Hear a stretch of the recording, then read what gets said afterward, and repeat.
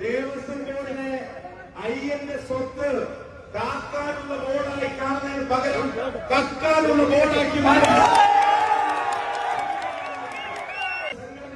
ഭീകരമായ സഹപ്രവർത്തകനാണ്, ഊർജസ്വനായ സമര പോരാളിയാണ്. ജനങ്ങളുടെ പിന്തുണ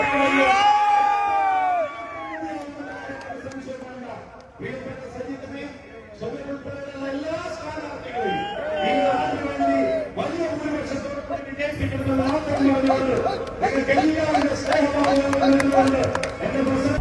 ഒരു തീ പോലെ ഒരു ആവേശവും സ്ഥിരയെന്ന